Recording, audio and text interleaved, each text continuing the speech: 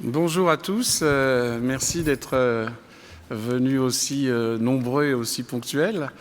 Je vais vous présenter l'exposition Homère qui est ouverte depuis la semaine dernière au musée du Louvre-Lens et qui a connu ce dernier week-end un très très grand succès, je dirais local, puisque c'était un week-end gratuit. Et on se serait cru au métro à l'heure de pointe. Donc ça fait toujours plaisir à des commissaires de voir que le public répond tout de suite et nombreux à ce projet que nous avons porté depuis plusieurs années pour le Louvre-Lens. Il faut commencer par préciser quelles étaient nos intentions. Parce que, vous le savez tous, Homère, c'est un monde à part entière, un monde littéraire, un monde de poésie, un monde d'imagination. C'est évidemment aussi un sujet qui renvoie à l'Antiquité et à ce monde antique qui lui-même est un domaine infini. Et notre ambition était non seulement de parler d'Homère et de ses œuvres, mais également de montrer comment est-ce que cette œuvre a fait l'objet par la suite de variations innombrables par les gens de lettres, les artistes, les peintres, y compris les cinéastes jusqu'à nos jours. Donc là aussi, c'est un monde à part entière puisque ces variations sont là aussi multiples et infinies. Donc nous avons voulu penser d'abord au grand public. Notre constat de départ était que, sans doute, les publics d'aujourd'hui et sûrement les publics de jeunes connaissent des histoires homériques, des bouts de l'histoire homérique, que peut-être certains films, je pense au film 3 de Petersen, ont redonné la connaissance à des jeunes qui n'avaient jamais lu l'Iliade et l'Odyssée de l'histoire de l'Iliade, mais que d'une manière générale, cette connaissance était très très fragmentaire. Nous aurons l'occasion d'y revenir, mais pour la plupart d'entre nous, pour la plupart des gens, Homère, c'est pas le jugement de Paris ou le cheval de Troie. Spontanément, quand on pense aux histoires homériques, on pense à ces deux grandes scènes célèbres, reproduites des dizaines et des centaines et des milliers de fois sous toutes les formes, ayant d'ailleurs aussi fait l'objet d'innombrables caricatures et d'innombrables utilisations comiques ou détournées. Alors qu'en fait, ces deux épisodes ne se trouvent ni dans l'Iliade et dans l'Odyssée seulement évoqués à un moment où Ulysse revient sur la fin de la guerre de Troie. Ce sont des épisodes qui se trouvent dans d'autres textes, nous aurons l'occasion d'en parler, mais pour le grand public, pour nous tous, ça fait partie des histoires homériques, ça fait partie des textes écrits par Homère, alors que ça n'est pas le cas. Donc nous sommes partis de ce constat que vraisemblablement les gens connaissaient des épisodes, que ces épisodes n'étaient pas forcément dans l'œuvre d'Homère, comme je viens de le dire, mais que d'une manière générale, au fond, la lecture de l'Iliade, la lecture de l'Odyssée, se faisant encore, heureusement, durant la formation scolaire, et là aussi souvent fragmentaire. On lit un épisode ou on traduit un épisode, mais on n'a pas forcément la vision complète de l'ensemble de l'histoire. Donc ce point de départ nous a amené à avoir trois objectifs pour cette exposition. Trois objectifs simples. Le premier qui est donc de présenter Homère, la personnalité d'Homère et tous les mystères qui l'entourent de façon à pouvoir faire comprendre quels sont les textes qu'il a réellement écrits et quels sont les textes qui ont été écrits par d'autres. Et également de revenir sur cette personnalité à la fois fascinante, très mal connue, qui en elle-même est une histoire à part entière. Une autre évidence pour nous était de présenter les grands thèmes, les héros des histoires homériques, sans forcément chercher à suivre la chronologie des événements dans les deux ouvrages L'Iliade et l'Odyssée, mais plutôt d'essayer de dégager des grandes caractéristiques de ces personnalités et de montrer la manière dont Homère a abordé ces grands thèmes dans ses différents poèmes. L'exposition n'est donc pas conçue d'une manière chronologique par rapport aux ouvrages, même si on a gardé une partie sur l'Iliade et une partie sur l'Odyssée, mais tourne autour des personnalités des héros, de leurs réactions, de leurs sentiments, ou de certains groupes d'épisodes qui sont en soi significatifs. Et puis notre idée a été de parler au grand public, donc ça voulait dire d'abord d'avoir un parcours qui était un parcours non pas simpliste, mais en tout cas aisé à comprendre, d'insister sur certains domaines qui permettent d'expliquer les textes et de ne pas avoir peur d'en parler vraiment. Je pense au thème de l'oralité, par exemple, comment les textes se sont transmis. Et également d'avoir un parcours très fort, très présent pour les enfants. Dans la mesure où, d'une part, le public des enfants est un public très important pour le musée du Louvre-Lens. Les écoles y sont très présentes. Mais également parce que nous souhaitons, et je pense que le week-end dernier nous a, de ce point de vue-là, donné satisfaction, que les familles aillent dans cette exposition et que cette exposition soit visitée en famille, les enfants et les parents, de manière à ce que les parents redécouvrent aussi les textes homériques, parce que leur connaissance n'est pas forcément aussi pointue que peut-être ils peuvent le penser. Donc voilà nos objectifs. Nous étions une équipe, comme toujours, et une équipe, je dirais, complémentaire. Cette exposition nous avait été au départ proposée par Alain Jaubert, que beaucoup d'entre vous connaissent comme le réalisateur de la série Palette, qui a eu un immense succès il y a quelques années, mais également comme un essayiste, romancier. Et Alain a été, dans sa jeunesse, marin et a une fascination pour la mer. Évidemment, le thème de l'Odyssée, les aventures d'Ulysse le passionnaient, et il avait envie de parler à sa manière de l'Iliade et l'Odyssée. Donc il nous a proposé un sujet sur lequel nous avons travaillé en interne au Louvre, à Paris, puis avec les équipes du Louvre-Lens, ce qui a permis à Luc Pirala, qui est donc le directeur adjoint du musée du Louvre-Lens, de rentrer dans le commissariat. Et là, nous nous sommes dit que, évidemment, avoir un homme d'image, un romancier, un ancien marin, c'était important. Moi-même, je suis historien de l'art, mais plutôt du XVIIe au XIXe siècle. Le fait de ne pas avoir d'archéologue était quand même un gros problème. Donc nous nous sommes dit que le plus simple était de demander à la meilleure personne, qui est Alexandre Farnoux, directeur de l'École française d'Athènes, de rejoindre le commissariat. Et il se trouve qu'Alexandre a déjà beaucoup travaillé sur Homère. Il a déjà écrit des ouvrages sur Homère. Et il a accepté dans l'enthousiasme. Mais si j'insiste un peu sur ces personnalités, c'est parce que je pense que l'enjeu et le secret de la réussite de cette exposition, si on peut estimer qu'elle est réussie, c'est justement d'avoir eu des commissaires qui ont des formations différentes, des regards sur Homère différentes, et qui ont travaillé ensemble à la construction de cette exposition, chacun apportant ses compétences, ses connaissances, sa personnalité. Et nous avons eu la chance d'avoir un scénographe, donc Martin Michel, et une graphiste, Constanza Matteucci, qui sont rentrés dans le jeu et qui se sont mis au service de ces différentes manières d'aborder Homère, qui nécessitaient d'avoir des écrans pour passer des films, d'avoir des supports didactiques pour des enfants, d'avoir des présentations un peu pointues sur certains domaines de l'archéologie. Ils ont donc joué le jeu et cela a permis de monter cette exposition dans les meilleures conditions. Donc voici le plan virtuel de l'exposition. On le reverra plusieurs fois. J'ai voulu vous le montrer de façon à ce que vous compreniez comment l'exposition est conçue. Nous occupons en fait tout l'espace des salles d'exposition temporaire du Louvre-Lens, ce qui n'arrive pas forcément à chaque fois. Donc c'est un espace qui fait plus de 2000 mètres carrés. Évidemment, c'est très important pour nous d'avoir cette possibilité de s'étendre et de développer nos idées. Donc vous avez une entrée, là on va revenir après sur chacune de ces sections, hein, mais c'est juste pour que vous vous resituiez dans l'espace.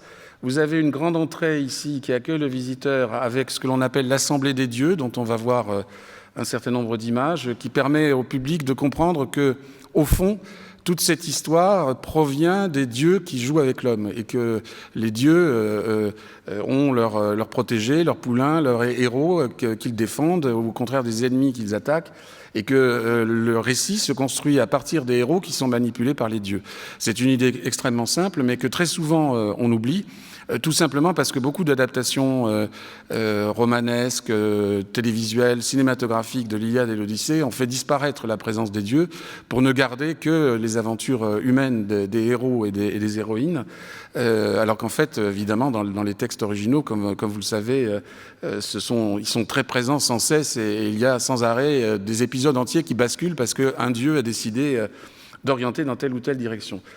Ici, une petite agora qui permet de faire des présentations de l'exposition à des groupes ou des médiations vis-à-vis du public scolaire, et une grande section qui se trouve ici, consacrée justement à la personnalité d'Homère et aux conditions, à ce que nous savons de lui et de ce que nous ne savons pas, aux différentes thèses par rapport à ses personnalités, et aussi aux conditions de création de ces poèmes et de transmission de ces poèmes. Ensuite, toute cette section-ci est consacrée à l'Iliade. Le pendant ici est consacré à l'Odyssée. Le fond de l'exposition est consacré à ce que l'on appelle les poèmes du cycle.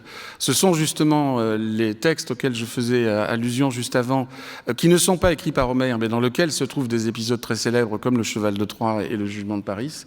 Et le couloir central, qui est une sorte de couloir de retour un peu autonome et indépendant, traite de la postérité d'Homère, aussi bien dans l'humour que dans le cinéma, aussi bien dans les arts décoratifs que dans la littérature, de façon à ce qu'on puisse avoir ce lien entre les différentes sections sur la manière dont ces textes ont été reçus au cours des siècles et ont été réinterprétés et réutilisés.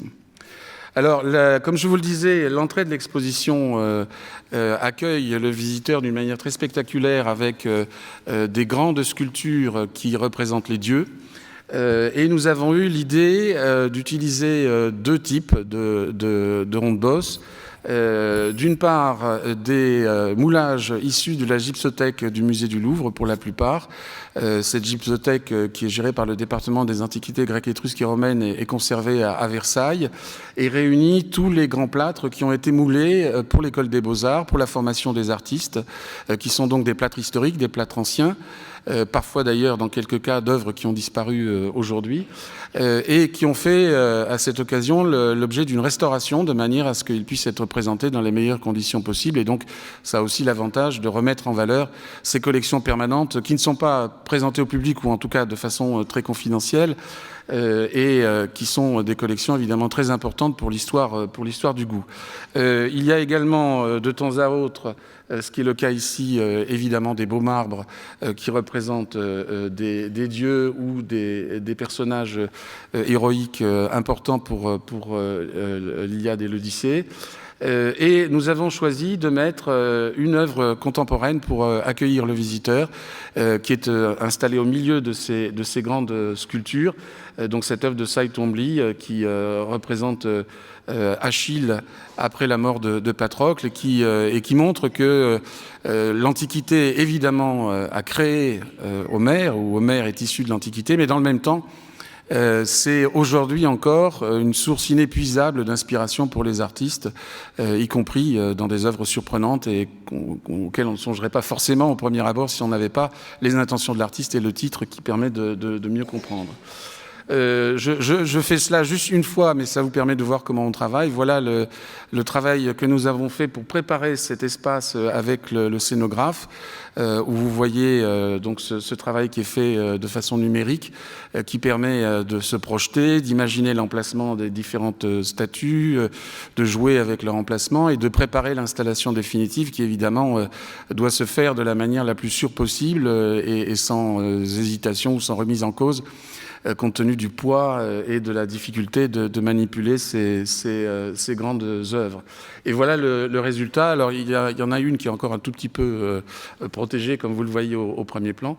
Voilà le résultat avec ce que donc nous avons appelé l'Assemblée des dieux, qui accueille le visiteur, voilà, sous un autre angle, avec ces grands plâtres donc qui permettent de créer aussi une ambiance et de permettre au public de comprendre que, justement parce que les moulages qui sont présentés le permettent, de permettre de comprendre l'importance de ces textes homériques dans l'histoire des arts et dans l'histoire de la pensée.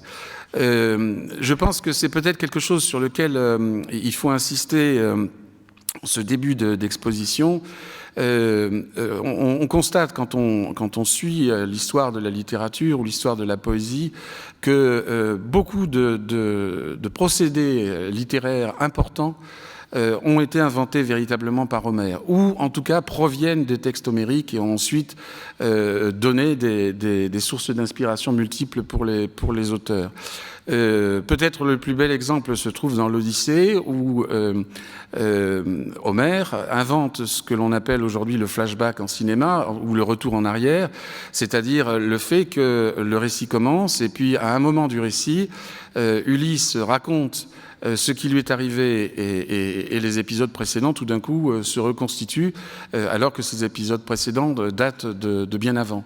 Par exemple, toute l'aventure des monstres avec Polyphène, Charybde et Scylla, les sirènes, etc., quand il le raconte, on comprend que c'est parce que les soldats d'Ulysse ont percé l'œil du cyclope Polyphème, que toutes les aventures qui vont suivre se déroulent, puisque Poséidon veut se venger. Et quand Ulysse le raconte, en fait, le récit est inversé. Et on repart en arrière pour raconter cette histoire que Ulysse raconte à la première personne, alors que jusque-là, on était dans un récit plus traditionnel. Je prends cet exemple parce que c'est sans doute le plus spectaculaire, mais on a beaucoup de procédés littéraires qui apparaissent, qui sont déjà d'ailleurs d'une maîtrise absolument parfaite, comme le double récit, deux scènes en même temps qui sont décrites en parallèle. Évidemment, tout ça pose la question de qui a écrit ces textes, ou comment ont été écrits ces textes, puisqu'on se trouve face à une œuvre immense qui est à l'origine d'innombrables déclinaisons jusqu'à nos jours, puisque beaucoup d'auteurs ont inspiré par Homère, ont repris en fait ce côté épique, cette manière de décrire très longuement des batailles ou des scènes. Évidemment, la première question qu'on se pose est qui est ce personnage, qui est Homère, sur lequel on a des récits, des légendes, des histoires qui sont plus ou moins avérées, ou en tout cas qui sont plus ou moins fiables, pour lequel on n'a pas véritablement de date complètement sûre, de lieu de naissance parfois affirmé, parfois fausse.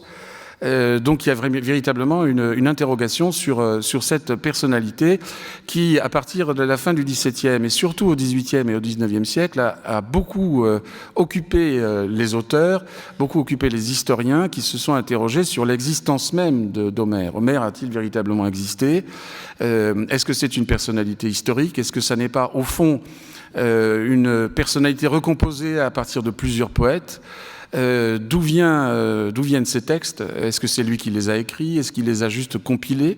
Donc les affrontements, les polémiques ont été extrêmement violentes et le sont encore aujourd'hui, puisque cette question évidemment n'est pas réglée aujourd'hui, et que je ne dis pas que chaque historien a sa théorie, parce qu'on commence à avoir un certain nombre de connaissances sur la manière dont ces textes se sont constitués, mais la personnalité d'Homère reste toujours aussi mystérieuse.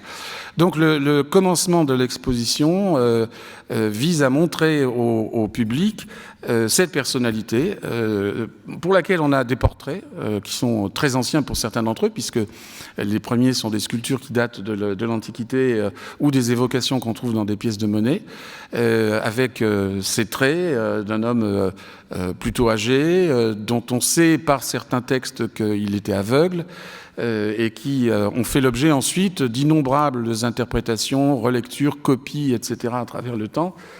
Chaque époque et chaque artiste, évidemment, faisant évoluer à la marge cette personnalité du vieux poète aveugle qui est devenu quasi légendaire. Donc vous avez quelques exemples d'œuvres qui se trouvent dans l'exposition qui permettent d'évoquer ce que l'on pourrait appeler la légende d'Homère, c'est-à-dire la vision imaginaire de cette personnalité telle que les artistes ont pu la représenter, y compris, comme vous le voyez, jusqu'à Corot qui a illustré une scène qui est une scène là aussi rapportée par la légende, durant laquelle Homère aurait été ennuyé, pourchassé par des chiens, aidé par de jeunes bergers qui l'auraient sauvé et auxquels il aurait lu chanter des passages de ses poèmes pour les remercier de l'avoir sauvé de cette situation un peu difficile.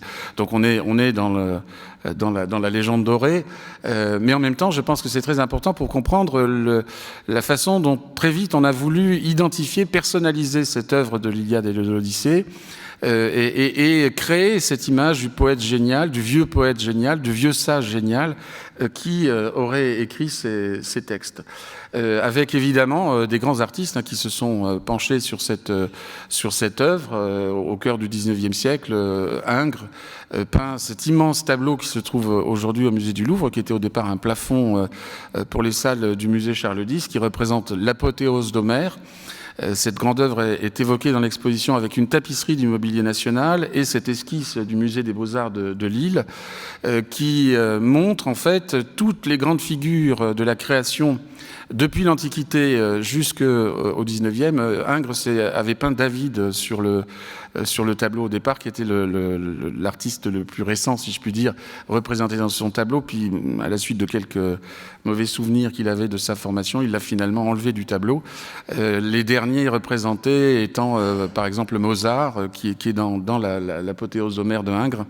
Donc plutôt des artistes du XVIIIe siècle. Mais en tout cas, de l'Antiquité au XVIIIe siècle, se trouvent représentés tous les artistes qui, d'après Ingres, ont une dette vis-à-vis d'Homère.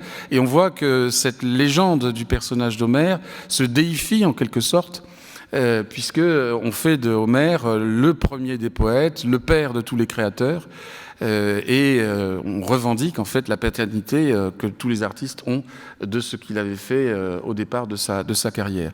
Autre exemple, là aussi, qui rappelle un peu ce que nous avons vu avec Corot, avec cette représentation du poète qui chante son œuvre et qui raconte ses histoires sur les places publiques au fur et à mesure de ses voyages. Ce tableau que nous venons de voir, de Le Loir, permet de parler d'une petite section très importante de l'exposition qui vise à expliquer au grand public d'où proviennent ces histoires. Je ne dis pas les textes, mais les histoires.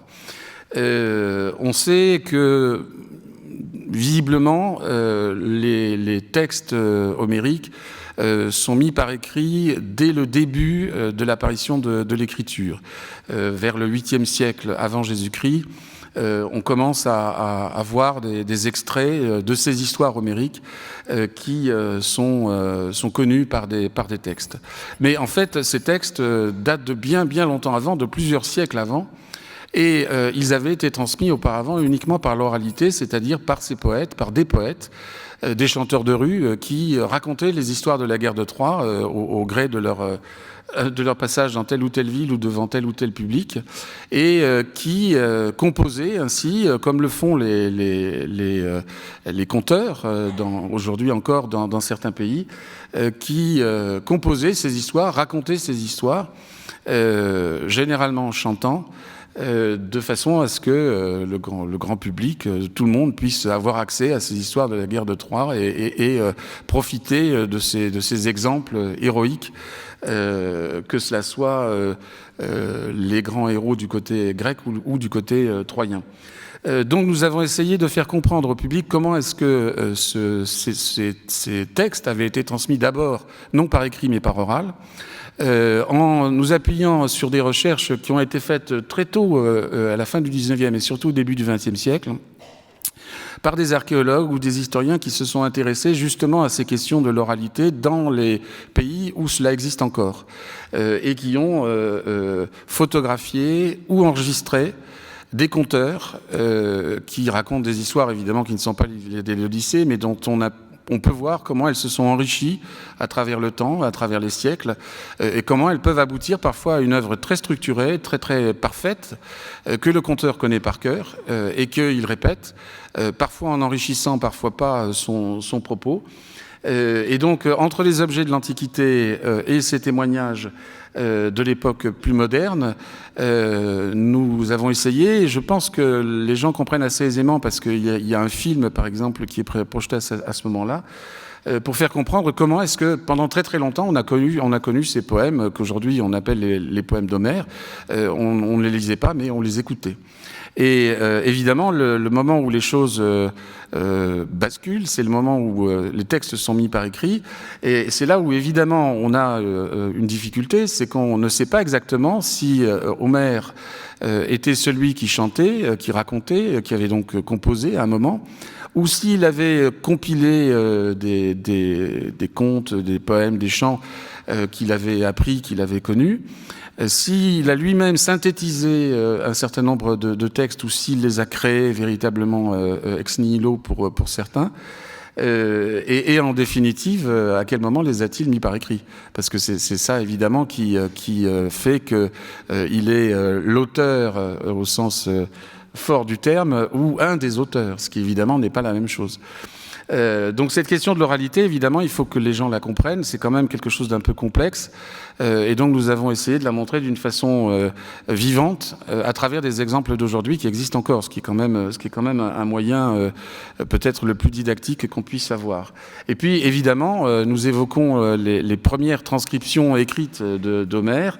Nous avons eu la chance d'avoir par exemple ce papyrus qui nous a été prêté par la Sorbonne, qui est un des premiers exemples connus de textes écrits véritablement d'Homère. Et puis nous expliquons également comment est-ce qu'on lisait dans l'Antiquité, parce qu'évidemment le livre au sens moderne du terme n'existait pas, c'était des rouleaux. Et pour ça, évidemment, des céramiques nous permettent très facilement de montrer des exemples qui permettent au public de comprendre comment, après cette phase de l'oralité, l'écriture va évidemment diffuser l'œuvre d'Homère d'une façon à la fois stable dans son texte et en même temps de plus en plus large au fur et à mesure du temps. Et puis, Alexandre Farnoux a beaucoup souhaité, et je trouve que non seulement il avait raison, mais que c'est indispensable à la présentation, pour faire comprendre au public justement cette idée que entre le moment où les premières histoires de la guerre de Troie sont racontées et le moment où elles sont mises par écrit, il y a plusieurs siècles.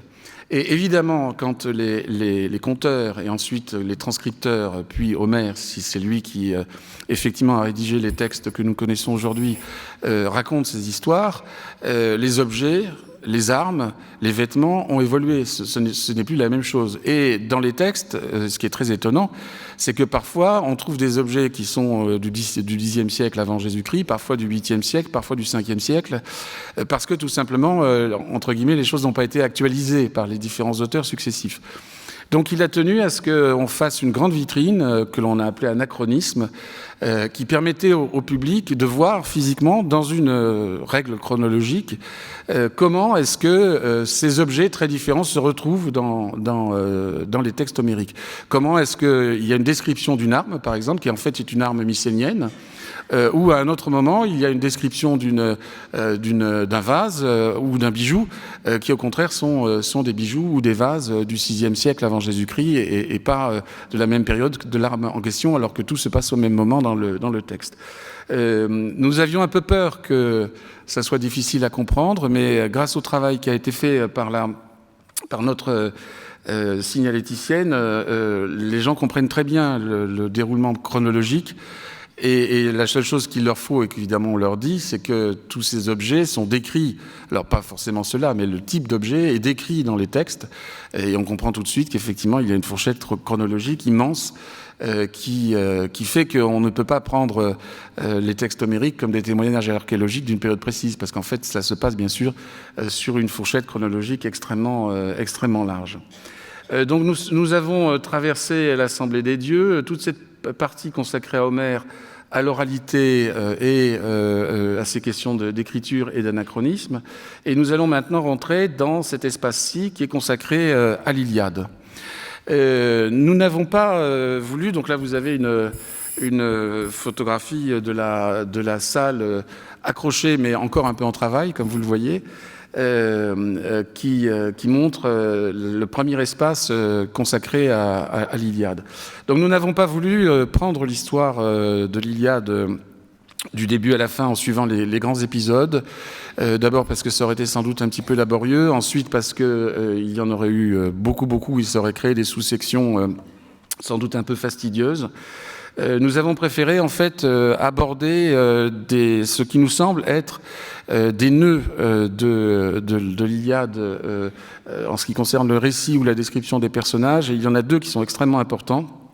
D'une part, le sentiment chez les personnages, ce qui permet de comprendre que ces héros, bien sûr, vivent des sentiments extrêmes, mais que ces sentiments extrêmes sont très raffinés dans leur déroulement, dans leur manière d'être racontés par les textes. Et deuxième grand thème, la question des batailles, de l'armement, mais de la mort, parce que ces thèmes-là sont complètement imbriqués les uns dans les autres. Sur le premier thème, évidemment, il y a dans l'Iliade des moments extrêmement forts qui sont soit des moments de passion. On voit en haut à gauche le tableau de Gaoli représentant la querelle entre Achille et Agamemnon. C'est une querelle de jalousie, c'est une querelle de pouvoir, c'est une querelle aussi passionnelle, puisque Achille, contrairement à ce que on a parfois oublié, est profondément amoureux de Briséis, qui est cette jeune prêtresse qu'il a faite prisonnière au tout début de l'histoire. Et Agamemnon, enlevant Briséis et considérant que cette jeune femme lui appartient parce que c'est lui qui est le roi des Grecs, que c'est donc à lui qu'elle doit appartenir. Il y a aussi cette histoire passionnelle derrière qui explique cette querelle. Et dans les textes, ces sentiments de passion, ces sentiments de jalousie sont évidemment extrêmement bien construits, et c'est le début de l'histoire. Puisque, on s'en rappelle, l'Iliade ne commence pas par des épisodes du début de la guerre de Troie, mais se situe à la fin. Cette guerre dure en fait depuis des années, elle dure 10 ans en tout, et on ne parle que d'une cinquantaine de jours dans l'Iliade qui se trouve durant la dernière année. Et l'Iliade commence avec la querelle entre Achille et Agamemnon, et cet épisode célèbre de Achille qui se retire sous sa tente pour protester, qui ne veut plus se battre, et du coup des revers de fortune militaire en découlent pour l'armée grecque. Donc nous avons choisi de montrer par exemple cet épisode à travers quelques œuvres. Là j'ai choisi seulement ce tableau, mais il y a évidemment d'autres œuvres comme des céramiques grecques contemporaines, enfin en tout cas anciennes, et des dessins qui illustrent cet épisode et qui permettent de comprendre la manière dont on décrit ces sentiments excessifs, aussi bien dans les textes que dans les œuvres qui ont été adaptées. Et puis il y a une autre grande scène qui se situe plus tard, après que Achille ait tué Hector. Vous vous rappelez de cet épisode terrible où il tue Hector et ensuite il le traîne derrière lui sur son char, puis il le jette sous la dépouille de Patrocle pour montrer à quel point il a enfin vengé son ami Patrocle. Et Priam vient réclamer le corps de son fils, vient réclamer le corps d'Hector, dans une grande scène, une très belle scène avec des moments littéraires extraordinaires, durant lequel Priam essaye de convaincre Achille, qui est non seulement très raide, mais encore très furieux et dont la colère n'est pas totalement retombée, de lui rendre le corps de son fils, puisqu'il souhaite, comme le veut la tradition en Grèce à cette période, et à Troie à cette période, rendre hommage à son fils pour qu'il puisse aller dans l'éternité de la vie et ne pas rester éternellement aux enfers parce qu'il n'a pas eu les derniers hommages de ses proches. Donc là aussi, c'est une grande scène de sentiment, de compassion, et évidemment de la rencontre entre ce vieil homme qui utilise d'ailleurs toutes les ficelles, au bon sens du terme, d'un vieil homme, d'un père, d'un vieux père, et ce jeune combattant orgueilleux qui finira par céder. Donc c'est une grande scène qui là aussi montre la manière dont les sentiments sont décrits. Donc cette première salle évoque cette question, le sentiment des héros, et permet de se rendre compte que dans cette histoire de l'Iliade, qui est essentiellement une histoire de bataille, une histoire de choc entre deux armées et de choc entre des héros, il n'y a pas que les combattants, il n'y a pas que les hommes, il y a aussi en arrière-plan des personnages féminins qui sont des personnages importants, avec de très belles scènes souvent. Par exemple Hélène qui est là dans l'Iliade et qui se rend compte que évidemment toute cette histoire provient d'elle et de son choix de quitter Ménélas pour partir avec Paris. Et ces très belles scènes ont évidemment été admirées par les artistes, comme Gustave Moreau ici, qui ont trouvé un grand moment intime d'introspection, de remise en cause de soi-même, qui évidemment constitue un épisode très important dans le texte, mais qui n'est pas une scène de bataille, qui cette fois au contraire est une scène d'intimité et d'intimité féminine. Il y a également les très belles scènes que l'on trouve autour du personnage de la femme d'Hector. Mais en revanche, évidemment, les textes que l'on a en mémoire sont ceux qui décrivent les batailles, qui décrivent les combats individuels entre les différents héros, et avec cet engrenage infernal qui est une manière de développer le récit tout à fait intéressante, qui montre à partir du moment où Patrocle meurt, et contrairement à ce qu'on montre parfois, Patrocle va au combat avec l'autorisation d'Hector. Là, le film 3 de Petersen se trompe par rapport au texte. Achille est parfaitement au courant que Patrocle part au combat. Il le sait. C'est lui qui lui donne son armure dans le texte. Et évidemment, quand il apprend que Patrocle a été tué par Hector, non seulement il en veut à Hector, mais il s'en veut à lui-même d'avoir laissé son ami partir ainsi en première ligne dans la bataille. Et il y a ces moments sur lesquels on insiste peut-être pas suffisamment. Cette grande scène de Patrocle qui, pendant des pages et des pages, remporte des tas de combats individuels, fait basculer une bataille à lui tout seul, avant d'être tué par Hector. Évidemment, la mort de Patrocle entraîne une nouvelle bataille, qui est cette fois la bataille pour récupérer le corps de Patrocle, puisque Patrocle est mort, il est là sur le terrain, et les Troyens essayent d'enlever le corps pour l'humilier, alors que les Grecs essayent de récupérer son corps. Finalement, on va arriver à l'extraire de cette bataille. Donc la sculpture qui est à droite montre justement Ménélas qui porte le corps de Patrocle en dehors de la bataille et qui le récupère pour que les Grecs puissent lui rendre hommage. Et évidemment, cette mort de Patrocle entraîne le grand duel entre Achille et Hector, la mort d'Hector et l'épisode que nous avons vu tout à l'heure de Priam qui va réclamer le corps auprès d'Achille. Donc il y a cet engrenage de scènes qui sont racontées avec une dynamique et avec un sens de la progression qui est tout à fait étonnante, parce que quand on relit le récit, on se dit, bon, ça y est, ça recommence, ils vont à nouveau se battre, etc. Mais en fait, à chaque fois, il y a des variantes, il y a des manières de présenter la bataille d'une autre façon, il y a des épisodes qui sont retirés, d'autres qui sont rajoutés, il y a des moments collectifs, et ça, c'est toujours quelque chose de très très beau, où il y a une bataille qui met en jeu les deux armées, et puis à l'intérieur de la bataille, ou en marge de la bataille, un duel entre deux héros. Et cette manière, évidemment, de renouveler le récit avec ces épisodes dramatiques des morts a évidemment beaucoup inspiré les artistes tout au long de l'histoire, et particulièrement au XVIIIe et au XIXe siècle, où ces scènes sont devenues des sujets assez classiques donnés aux candidats, par exemple, du concours du Grand Prix de Rome de peinture ou de sculpture, qui pouvaient montrer leur virtuosité en représentant ces scènes, ce qui est le cas de la sculpture qui se trouve à gauche, de Croc, qui est justement une de ces œuvres faites dans le cadre du concours du Grand Prix de Rome de sculpture. Comme vous le voyez, ces scènes ont inspiré des artistes très tôt. Ici, l'exemple de Rubens, avec le moment où Thétis va récupérer auprès de Vulcain les nouvelles armes d'Achille, puisque dans l'épisode de la dispute pour le corps de Patrocle, évidemment, les armes quand même avaient été prises par les Troyens. Donc Tétis va récupérer ces armes, ces nouvelles armes, avec la description complètement étonnante, qui est une description folle, j'allais dire baroque, le terme n'est pas adapté, mais vraiment folle, du décor du bouclier d'Achille, qui va devenir un sujet en lui-même, c'est-à-dire que les artistes, plus tard, jusqu'à d'ailleurs des époques assez récentes, vont essayer de reconstituer sur un faux bouclier ces scènes qui sont décrites. Et les scènes décrites sur ce bouclier, qui décore le bouclier d'Achille, sont un monde, un univers, avec des grandes villes, avec des remparts, avec des scènes de bataille, avec...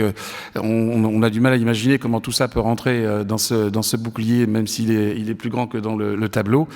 Mais cet épisode, évidemment, montre à quel point les artistes vont trouver dans Homère des sources d'inspiration très étranges.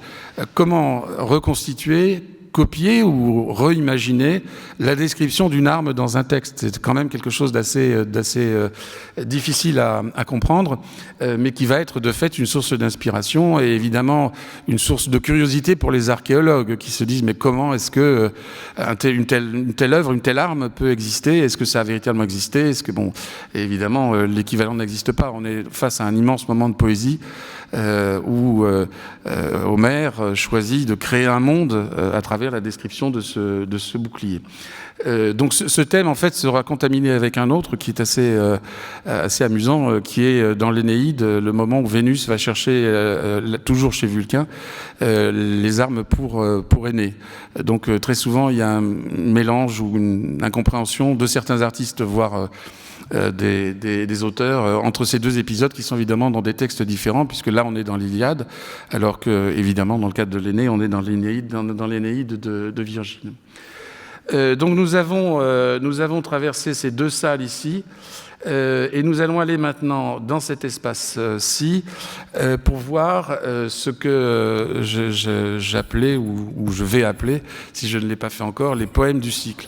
Alors ce qu'on appelle les poèmes du cycle, ce sont des textes très souvent fragmentaires, parfois entiers, parfois plus ou moins proches des textes de l'Iliade surtout, qui racontent les épisodes qui ne sont pas dans l'Iliade. Donc, à commencer par le jugement de Paris et le cheval de Troie dont je parlais tout à l'heure, mais également l'épisode de Laocoon, qui donc meurt étouffé par ses serpents avec ses deux fils, qui est un épisode qui précède juste l'arrivée du cheval de Troie et de la chute de Troie, mais qui n'est pas dans l'Iliade, qui se trouve dans ces fameux poèmes du cycle que nous avons évidemment voulu expliquer, volontairement mis dans une partie à part pour que le public comprenne bien que ça n'est pas dans les textes homériques, et qui permet donc de les voir quand même et de comprendre leur importance et de comprendre comment est-ce qu'ils ont eu leur propre autonomie, leur propre transmission à travers l'histoire, et comment les artistes plus tard n'ont pas fait la différence forcément entre les textes d'Homère et les autres,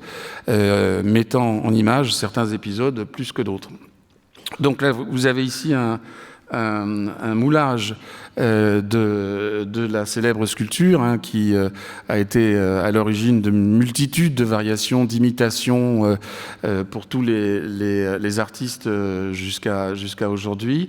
Et puis, d'un côté, plutôt le jugement de Paris sur la droite, et ici vous avez deux tableaux qui représentent la destruction de Troie, avec donc ici certaines des œuvres qui sont présentées montrant le jugement de Paris, avec le très beau prêt du département des peintures du tableau de Watteau, également venant du Louvre, ce majolique d'après Raphaël, qui lui représente l'enlèvement d'Hélène, qui est aussi un épisode qui n'est pas dans l'Iliade et qui se trouve dans les poèmes du cycle.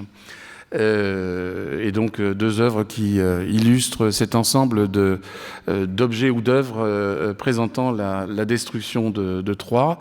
Et l'exemple d'une vitrine que j'ai choisie, bon, elle se trouve dans cette section-là, mais on en verra une ou deux autres avant la fin de cet exposé, pour montrer comment est-ce que nous avons voulu présenter ces œuvres. Volontairement, nous avons pris des œuvres de toutes les techniques et de toutes les époques. Nous n'avons pas cherché à mettre les céramiques d'un côté, les peintures de l'autre, les dessins à un autre endroit. Bon. Au contraire, on a vraiment voulu rester très près des thèmes, et montrer ces thèmes à travers toutes les déclinaisons qui ont été faites dans des techniques et à des époques différentes. Et étrangement, ça marche. C'est-à-dire que d'abord, le public, évidemment, spontanément regarde l'histoire, cherche à comprendre l'histoire, quel épisode est raconté, mais également, ça permet de voir comment est-ce qu'il y a des constantes. Par exemple, la déclinaison dans un rond, dans un grand cercle, que l'on trouve dans l'Antiquité sur des coupes, qu'on trouve dans des grands plats de la Renaissance et que l'on trouve dans des imitations de ce bouclier d'Achille dont je parlais tout à l'heure, ou des variations à partir du bouclier d'Achille, comme c'est le cas ici.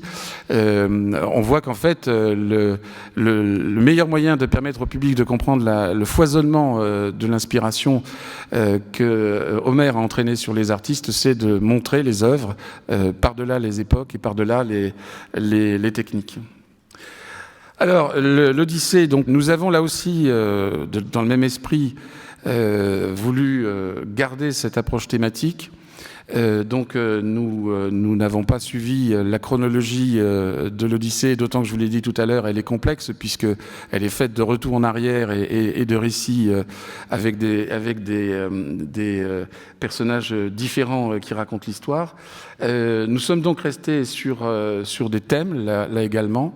Le thème, le premier qui est le thème des monstres, qui donc évidemment un thème très fort, qui explique les errements d'Ulysse, puisque Ulysse met beaucoup de temps à rentrer, c'est 10 années, d'ailleurs symboliquement c'est le même temps que la guerre de Troie, il met le même temps pour revenir, mais ces 10 années, il les passe en partie à tromper sa femme. Bon, il dit tout le temps, sans arrêt, ça revient, Pénélope, je l'adore, etc. Mais enfin, bizarrement, il y a beaucoup de coups de canif dans le contrat. Et parfois, il reste un certain temps à un endroit parce que il a une histoire d'amour avec l'une ou l'autre. Même quand il est séquestré, ça lui plaît, au fond. Mais également parce qu'il a une malédiction qui lui a été lancée. Quand il a, je l'ai dit tout à l'heure, percé l'œil du cyclope Polyphème, Polyphème est le fils de Poséidon, et évidemment Poséidon se venge et envoie tout un tas d'obstacles sur le chemin de retour d'Ulysse. Et ces obstacles, ce sont des monstres qui empêchent Ulysse d'avancer, de progresser, et qui le mettent en péril. Et évidemment, après Polyphème, il y a l'épisode célèbre de Charybde des Scylla et l'épisode des sirènes. Ça, c'est un moment important de l'exposition, mais également de la réflexion qu'on peut avoir sur la manière dont les artistes ont compris, ont interprété les textes anciens. Dans le texte d'Homère, on ne les voit pas, les sirènes. On dit qu'elles sont dans des champs à proximité de la mer, mais on ne les voit jamais. Dans l'Antiquité, les sirènes sont ordinairement des femmes oiseaux. C'est d'ailleurs ce que Chagall, étrangement, alors que c'est un des plus récents, a choisi de représenter. Et sur les vases grecs, il y en a dans l'exposition, ce sont des femmes oiseaux, les sirènes. Mais dans Homère, on ne les voit pas. On sait qu'il y a des sirènes, qu'elles vont chanter et que leur chant va être terrible. Et comme par hasard, le chant parle de Pénélope. Hein, c'est une espèce de jeu de miroir qui est très, très, très amusant, mais on ne les voit pas. Et il y a eu beaucoup plus tard une contamination avec l'image de la sirène telle que l'avait imaginée la mythologie dans le Nord, la mythologie scandinave, où les sirènes étaient des femmes poissons. Et les artistes ont très tôt commencé à représenter les sirènes de l'épisode d'Homère comme des femmes poissons à la manière de la mythologie nordique et pas à la manière de la mythologie antique telle qu'elle pouvait être. Très peu ont suivi l'épisode tel qu'il est parce qu'il y avait une tentation bien évidente, on le comprend avec le tableau de Léon Belly à gauche, d'utiliser cette scène avec des arrière-pensées érotiques, de séduction, qui évidemment rendaient l'épisode encore plus fort. Et la résistance, qui en fait n'en est pas une, vu qu'il est attaché, d'Ulysse encore plus douloureuse. Donc c'est un moment où il faut expliquer justement au public ces questions-là, parce que sinon on ne comprend pas pourquoi est-ce que sur des céramiques grecques il y a des femmes oiseaux, pourquoi sur des tableaux il y a des femmes poissons, et pourquoi dans tous les cas on représente des personnages qui ne sont pas physiquement montrés et décrits dans le texte de l'Odyssée. Le deuxième thème, après le thème des monstres, c'est évidemment ces histoires d'amour auxquelles je faisais allusion juste avant, avec ces très belles figures de femmes qui se trouvent dans l'Odyssée. On l'a souvent dit, l'Iliade est un livre plutôt masculin et l'Odyssée un livre plutôt féminin. C'est très caricatural, mais il est certain qu'il y a des personnages féminins qui sont décrits avec des personnalités très différentes, avec des manières de séduire Ulysse très différentes, et également qui symbolisent des types féminins, la femme fatale, la jeune fille, l'épouse fidèle, qui vont devenir des archétypes. Qui montre en tout cas toutes ces variantes sur le thème de la femme que Homère a proposées et qui ont ensuite évidemment séduit tous les artistes qui se sont attachés à représenter soit la figure les figures de femmes elles-mêmes, pour elles-mêmes, que ce soit Calypso, que ce soit Nausicaa, que ce soit Pénélope. Les artistes ont fait des portraits en fait de ces femmes en quelque sorte, comme la très très belle sculpture de Calmès, imaginant ce que pouvait être Calypso, et soit représentant des épisodes racontés par Homère de la rencontre de Ulysse avec tel ou tel.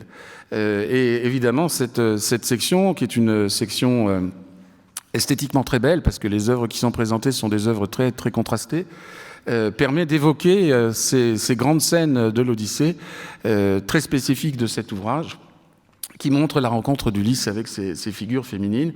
Et là aussi, pour vous montrer le principe de l'exposition une nouvelle fois, on a aussi bien la représentation d'Ulysse et Circé sur un grand cratère grec, que ce tableau du peintre anglais Waterhouse qui montre Circé offrant la coupe à Ulysse, avec des esthétiques bien sûr très différentes, des manières de raconter l'histoire très différentes, mais à chaque fois inspirées de la même histoire, et les artistes ayant laissé leur imagination vagabonder à partir des textes connus.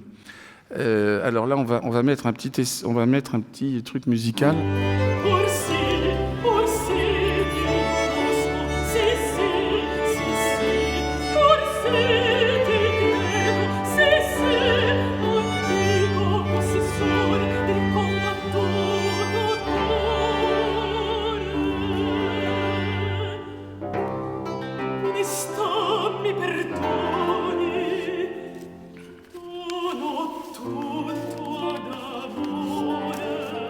Voilà, merci.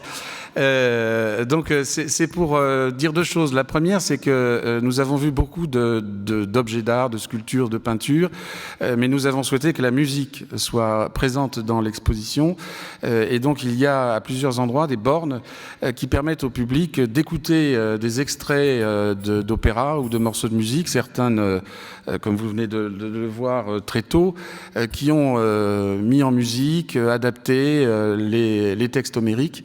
Et ça, évidemment, on a bien sûr Offenbach et La Belle Hélène, mais il y a également un très bel enregistrement de la Calypso de Szymanowski.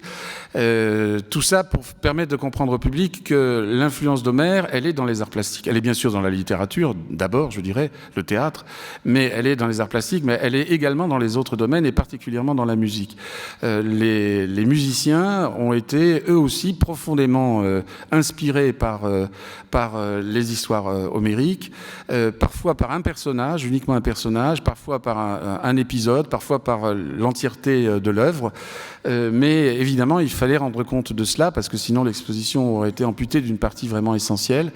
Et dans l'exposition, nous insistons beaucoup sur cette question-là, et les gens peuvent écouter des morceaux de musique qui seront par ailleurs développés de manière indépendante à la scène, l'auditorium du Louvre-Lens. Et dernière section de l'Odyssée, puisque là on a 3 sections, nous avons développé de manière assez importante la grande scène finale, qui est le seul vrai moment militaire, guerrier de l'Odyssée, qui est le moment où Ulysse et son fils, on oublie que son fils est très actif durant cette scène, massacrent les prétendants qui voulaient épouser Pénélope et qui lui faisaient la cour depuis des mois et des mois. Nous la décrivons là, de manière peut-être pour une seule fois dans l'exposition, de manière un peu peu plus progressive, avec le moment où on reconnaît Ulysse, le moment où Ulysse se fait reconnaître au prétendant, après ce fameux jeu de l'arc où il est mis en compétition avec les prétendants et où il gagne, et puis le massacre final, là aussi vu à travers des œuvres de techniques extrêmement différentes, que ce soit la tapisserie, la peinture, le vitrail, puisque le département des objets d'art nous a prêté ce très beau vitrail résumant avec quelques personnages le massacre des prétendants, et même une œuvre très étrange d'André Derain, qui n'est pas la chose forcément la plus belle de l'exposition, mais qui montre que même des artistes auxquels on ne songerait pas ont été inspirés par Homère. Donc nous allons voir la dernière partie de l'exposition, qui est donc le centre ici, sur lequel je vais vous présenter quelques exemples, donc selon ce qu'on a appelé les postérités d'Homère, c'est-à-dire ce sont des coups de projecteur sur certaines problématiques sur lesquelles nous avons voulu insister. Par exemple, dans cette vitrine, nous avons montré comment est-ce que les arts décoratifs, au sens un peu large, se sont appropriés Homère, que ce soit dans des grands vases, que ce soit dans des pendules, que ce soit dans des intailles dans l'Antiquité ou dans des bijoux. Tous ces épisodes ont été à un moment ou à un autre utilisés d'une manière décorative dans des objets qui sont des objets destinés à être mis chez soi. Donc c'est la preuve de la vulgarisation de l'œuvre d'Homère et du fait que les gens ont voulu avoir chez eux une représentation, une évocation de ces grands épisodes. Dès l'Antiquité, et là nous avons voulu montrer à quel point son importance a été grande, Homère a été ce que l'on appelle le maître d'école. Alors le maître d'école de la Grèce d'abord, mais je dirais qu'il a été longtemps et jusqu'à aujourd'hui le maître d'école. C'est-à-dire que c'est un auteur que l'on lisait à l'école et qui était utilisé à des fins d'enseignement, bien sûr, mais aussi d'édification de la jeunesse, pour montrer que ces héros avaient des grands sentiments, qu'ils savaient être coléreux quand il fallait et maîtriser leur colère quand il fallait. Donc il y avait tout un aspect pédagogique très important qui s'est développé jusqu'à aujourd'hui, en fait, même si ça s'est atténué avec le temps, sur lequel il nous a semblé important d'insister pour montrer, en fait, cet aspect qui est un aspect plus intime, plus social, qui est tout aussi important que l'influence que les textes homériques ont eu sur les artistes. Et évidemment, on ne peut pas s'empêcher de penser à certaines grandes personnalités de l'histoire, Alexandre, mais on pourrait aussi citer Napoléon, des grands hommes qui ont pris les héros homériques comme des maîtres de leur vie. Ces épisodes célèbres d'Alexandre qui rend hommage à des écrits homériques, qui les redécouvre, qui les donne à des poètes, enfin il y a des variations nombreuses sur ce thème, montrent à quel point Alexandre voulait montrer qu'il était dans la lignée de ces grands héros antiques et qu'il avait construit sa vie à partir de cet héroïsme et qu'il allait évidemment accomplir de grandes choses comme les héros homériques avaient pu le faire. Et puis, on ne pouvait pas ne pas échapper à tous ces épisodes archéologiques de la recherche de Troie, des grandes personnalités archéologiques évidemment contestées et contestables comme Schliemann, qui pensait avoir redécouvert la ville de Troie, qui a fait des fouilles énormes sur un site qu'il avait imposé comme étant le site de Troie. Aujourd'hui, c'est évidemment très contesté. Les personnalités, et encore il y a quelques années, des ethnologues ou des archéologues le faisaient, qui ont essayé de repartir sur les chemins d'Ulysse et de refaire le voyage d'Ulysse pour voir si ce voyage est réaliste, si on peut vraiment aller d'une île à l'autre tel que le décrit l'Odyssée. Tous ces aspects, en fait, nous avons choisi de les traiter dans cet espace de manière à ce que le public voit une autre forme de postérité, qui est cette fois la postérité archéologique et la postérité de ceux qui essayent de retrouver les traces à la fois d'Homère, mais surtout de ses histoires. Retrouver la ville de Troie, évidemment, en soi, c'est un objectif que les archéologues ont pu se fixer. Et là, en l'occurrence, il se trouve, vous le voyez avec les très belles photographies de Boissonnat, que parfois ces archéologues ou ces aventuriers étaient accompagnés de photographes qui ont fait des campagnes photographiques tout à fait extraordinaires durant ces voyages. Aussi, un aspect intéressant qui a été un peu évoqué tout à l'heure avec la vitrine des anachronismes, c'est le fait que dans l'Iliade et l'Odyssée, il y a des objets qui sont décrits. avec toutes les erreurs temporelles dont j'ai pu parler. Et ces objets décrits, les artistes, à certains moments, ont cherché à les reproduire et à s'en inspirer pour reproduire soit une scène de la façon la plus fidèle possible, soit un objet de la façon la plus fidèle possible, un bijou de la même manière. Et cette vitrine traite de cette question de manière à voir que c'est encore un autre aspect, c'est le côté presque pastiche parfois, qui a été surtout au XIXe siècle une véritable passion pour certains artistes qui ont essayé de reconstituer l'univers domestique d'Homère. Et puis, évidemment, il y a un moment que l'on ne pouvait traiter qu'à part, de la rencontre de quelques grandes figures avec Homère, Racine et le manuscrit de Racine, enfin annoté par Racine, qui montre les remarques que Racine fait sur les épisodes homériques, les personnages, les sentiments des personnages qui vont être tellement importants pour son théâtre. Ce très beau manuscrit qui nous a été prêté par la Bibliothèque nationale de France évoque évidemment une des grandes figures de la transmission des histoires homériques, Racine, comme d'autres grands auteurs de l'époque classique, ou évidemment la figure de Victor Hugo qui a voulu quelque part avec sa légende des siècles suivre les traces d'Homère dans le gigantisme, dans le grandiose et le côté héroïque de ces personnages.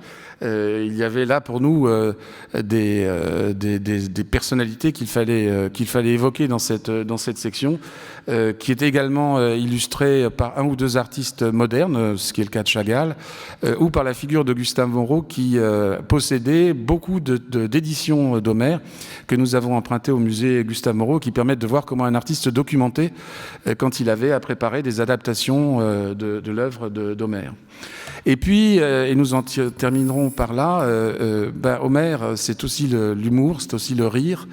Alors ça peut paraître peut-être curieux, mais dès le XVIIIe siècle, on s'interroge sur l'humour d'Homère. Et il y a des textes qui sont écrits et qui parlent de l'humour d'Homère, qui se disent que finalement, les dieux sont des grands comiques, parce qu'ils jouent avec les humains et on essaye de retrouver ces épisodes. Beaucoup de variations, évidemment, ont été faites sur le thème du rire homérique, qui est en fait le rire des dieux au début de l'Iliade, qui est décrit d'ailleurs en quelques mots, c'est très peu allusif, mais qui donne l'impression d'un rire énorme, comme ça, de tous les dieux qui résonnent, le rire des dieux qui résonne sur la terre. Tout ça a donc fait l'objet de beaucoup d'études, mais dès l'Antiquité, on s'est aussi beaucoup moqué d'Homère, on a aussi beaucoup utilisé Homère à des fins satiriques, dans des pièces de théâtre, dans des satires politiques. On a donc une section qui parle de cette question, avec des œuvres antiques, comme par exemple ici, avec ce grand cratère qui montre une scène parodique de l'Odyssée, justement. Donc vous voyez, c'est très tôt qu'on a cette envie de s'amuser et de rire avec Homère. Et puis cette série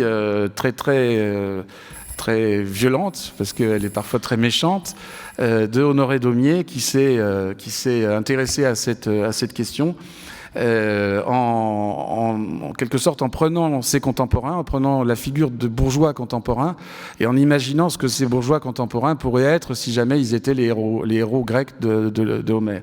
Et donc vous voyez là le Ménélas vainqueur avec derrière Hélène qui lui fait un pied de nez. On voit cet humour un peu vachard de Daumier qui se met sur ces épisodes homériques. C'est une grande série qu'il avait dessinée pour la presse sur la mythologie. Et il y a toute une série dans la série sur la guerre de Troie, l'Iliade et l'Odyssée.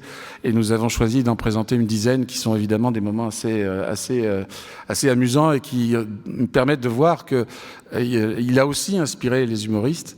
Il continue aujourd'hui encore à être très présent dans l'humour, mais pas seulement. Il faut évidemment penser à des personnages qui sont des personnages de dessins animés, de bandes dessinées, de romans, etc. On oublie qu'il s'appelle Nestor. On oublie que Nestor, c'est la figure du sage dans l'Iliade. C'est un des personnages de l'Iliade. Le prénom de Nestor vient d'Homère. Et évidemment, au fond, on a oublié cette relation de prénom avec des figures homériques. Et puis, si on pousse les choses jusqu'au bout, et je veux dire que les enfants le comprennent parfaitement bien, Achille Talon, gros jeu de mots, mais bien sûr, l'auteur d'Achille Talon Greg avait en tête l'idée de montrer un héros moderne ridicule, et il n'a pas pu s'empêcher de prendre Achille et de jouer avec cette idée du talon d'Achille. Et Homer Simpson, personnage de cette série de dessins animés qui est devenu célébrissime, Homer, en fait, c'est le prénom du père du réalisateur de cette série, qui a été reprise et qui est devenu le personnage Homer Simpson que nous connaissons. Parce que justement, aujourd'hui, peut-être un des endroits où Homer est le plus présent dans la vie de tous les jours, indépendamment des objets publicitaires, on peut penser à la lessive Ajax ou à Calypso, qui est devenu une marque d'extincteurs. Hormis les innombrables hôtels, restaurants, etc., qui s'appellent l'Iliade, l'Odyssée, Ulysse, Achille, etc., là où c'est peut-être le plus présent, et étonnamment aujourd'hui, en 2019, c'est dans les prénoms.